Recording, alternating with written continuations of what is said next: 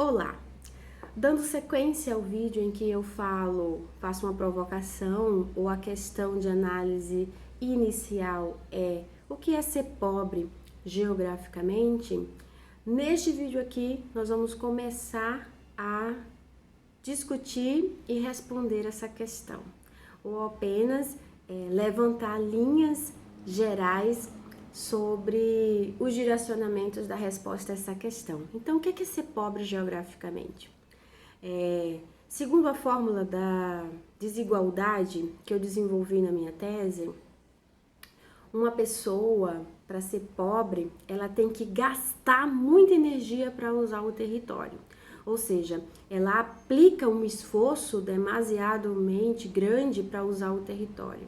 Exemplos. Na tese, eu trabalhei com as pessoas em população, as pessoas em situação de rua, a população de rua ou os mendigos, né? E essas pessoas, elas gastam muita energia para usar o território, embora não tenham nada, ou praticamente nada. Elas usam o território como abrigo. Então, elas juntam papelão, tem cobertores, ou até mesmo algumas conseguem uma cabaninha ali, né, de plástico, de acampamento, para se abrigar do frio, por exemplo. Então, elas gastam muita energia, porque diante de um mundo altamente tecnológico, em que o processo de expansão da globalização, que é a internacionalização do capitalismo em seu momento ápice maior, né, ela se expande pelo uso das tecnologias, faz com que nós tenhamos tecnologia para tudo, lavar roupa e tal, e uma pessoa não tem nenhum abrigo minimamente com condições básicas de dignidade para ter ali o seu acolhimento social. Então isso é o extremo, né, da desigualdade, vamos dizer assim. É o máximo esforço, é uma disputa pelo uso do território junto com a natureza. Uma outra população também que usa precariamente, então eu falo na tese do uso precário do território, então são pessoas que gastam muita energia para usar o território, são aquelas pessoas que estão localizadas nas periferias, pobres das cidades, nas favelas. Então são pessoas que gastam muita energia para usar o território em vielas, muitas vezes as casas em cima de córregos. Então é uma disputa ali com a natureza diretamente, meio que uma simbiose. Então há um gasto de energia para se usar o território. Evidentemente que não é só nesse aspecto do uso do território que vem a fórmula das desigualdades, mas também ali na prática dos lugares.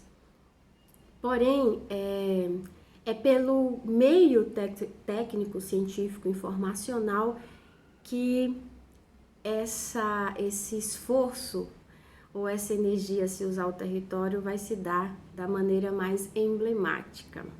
Então, você vai ter graus ou níveis de uso do território. Então, a fórmula ela é uma gradação ou uma proporcionalidade do maior ou menor esforço. Então, quanto menos esforço você aplica para usar o território, mais rico você é. O contrário também é verdadeiro. Quanto maior o esforço, mais pobre você é. E a gente vai começar a estudar essa expressão das desigualdades a partir dos lugares, por exemplo. Então, aquela pessoa que flui pelo uso do território constitui lugares aí que possuem, né, uma certa, abre aspas, liberdade. Essa discussão já está na minha tese, né? Então, não é uma liberdade do ponto de vista existencial ou social, mas no uso do território.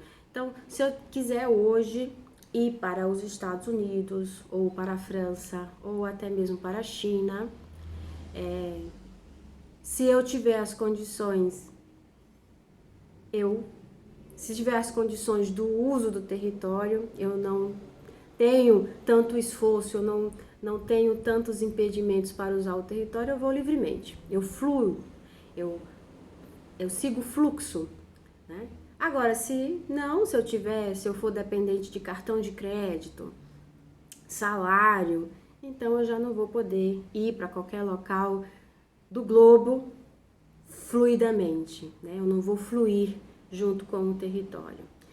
Então, aquelas pessoas que são presas ao crédito, por exemplo, o crédito como um fundamentalismo da globalização, do consumo, porque é pelo consumo que o imperialismo norte-americano ele dominou, sobretudo, a mentalidade brasileira e conquistou o Brasil pelo fundamentalismo do consumo. É isso Milton Santos quem fala, por uma outra globalização, pelo globalitarismo. Então, esse consumo, o crédito aprisiona as pessoas. Então, você pode até ter uma certa fluidez territorial pelo crédito. Você anda de Uber com cartão de crédito, mas tem um limite. Se você usa o seu cartão de crédito e não se preocupa com o limite, com a fatura, então beleza, você flui pelo território sem muito esforço, né? Você não gasta muito esforço. Agora, se você é preso ao crédito, sempre preocupado com o limite, com o seu orçamento, se o seu salário não pode ultrapassar aquela margem para pagar o cartão de crédito, então você está mais ali gastando energia também para usar o território. Então você é pobre, né? É claro que fica ali em torno ali, será que existe uma classe média? A discussão do uso do território não vem com essa questão de classe média, rico, pobre, nesse sentido, né? Nós estamos aqui, eu particularmente, preocupada com a questão do uso do território e da prática dos lugares. Aí a prática dos lugares, ela sofistica mais e ao mesmo tempo é algo que é preciso explicitar melhor para a compreensão. Então, eu vou guardar para os próximos vídeos, né, a dinâmica dos lugares. O lugar, ele expressa uma paisagem, né? Mesmo sendo uma ação humana, ele expressa uma paisagem, porque o lugar, ele é sempre coletivo. Então, se o sujeito ele é pobre, ele vai expressar uma paisagem com as características da pobreza atual, por exemplo. Então, é por aí que eu começo a estudar as desigualdades geográficas, com essa fórmula, o maior ou o menor esforço para o uso do território. Então, pelo crédito, por exemplo, que é um dos processos do fundamentalismo, você gasta muita energia para usar o território, embora aparentemente com crédito ou Pix ou qualquer outra coisa desse mundo digital, você tem a sensação de que está fluindo pelo território, mas não está. Ela é uma sensação ilusória e aparente.